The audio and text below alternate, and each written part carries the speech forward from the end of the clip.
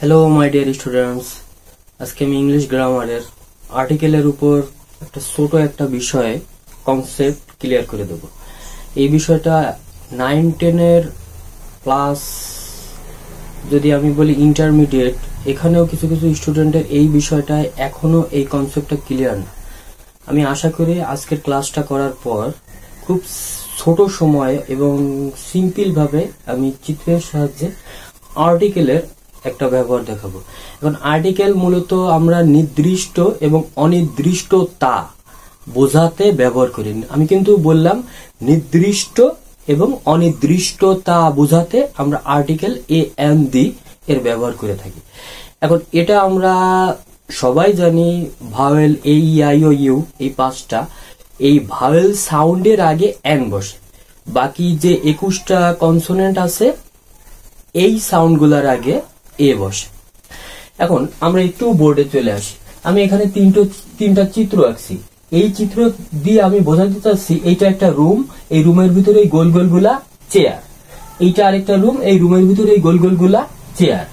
এইটা একটা রুম, এই রুমগুলোর ভিতর গোল গোল গোল গোল এইগুলা চেয়ার। এখন এইখানে 3টা রুম, এই প্রত্যেকটা রুমের ভিতরে অনেকগুলা চেয়ার আছে। এখন আমি যদি আমার কোনো একটা ছাত্ররে যে বলি, মফিজ এই 3টা রুম থেকে যে কোনো একটা তুমি চেয়ার নিয়ে আসো, আমি কিন্তু ওরে বলিনি যে তুমি এই রুমটা থেকেই নিয়ে আসো বা ওই রুমটা থেকেই নিয়ে আসো। আমি মফিজকে বলছি এই 3টা রুম থেকে তোমার পছন্দ মতো যে কোনো একটা চেয়ার নিয়ে আসো। মানে এখানে 3টা রুমই অনির্দিষ্ট, নির্দিষ্ট কিন্তু না। তাহলে রুমের আগে, অনির্দিষ্টের আগে অনির্দিষ্টতা যদি বোঝায় তাহলে তার আগে হলো বসে এ বা এন।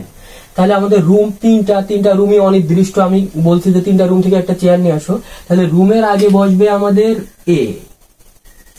রুমের আগে বসলো এ, কারণ 3টা রুমই অনির্দিষ্ট, আমি নির্দিষ্ট করে দিইনি।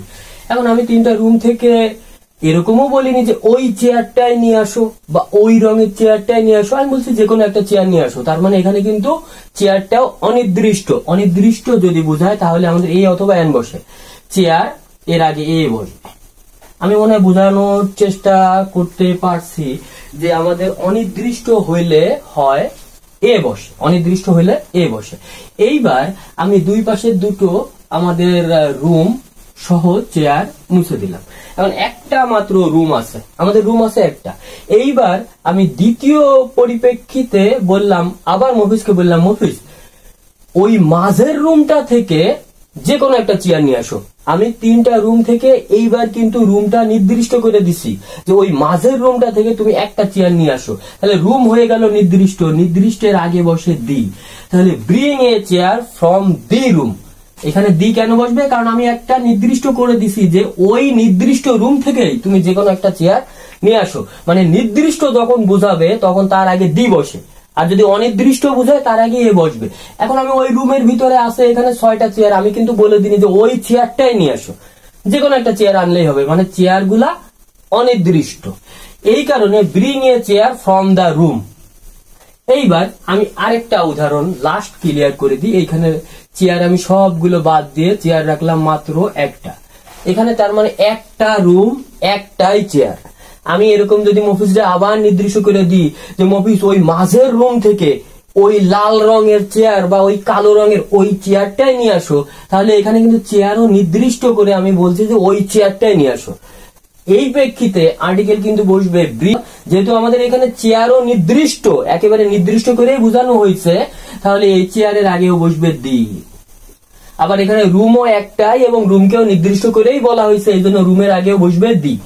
যদি নির্দিষ্ট করে বুঝায় কোনো কিছু, ব্যক্তি বা বস্তু, তাহলে তার আগে বসে দি। আর যদি অনির্দিষ্ট করে বুঝায় তার আগে বসে এ অথবা এন। ভাওয়েল সাউন্ডের আগে এন, কনসোনেন্ট সাউন্ডের আগে এ।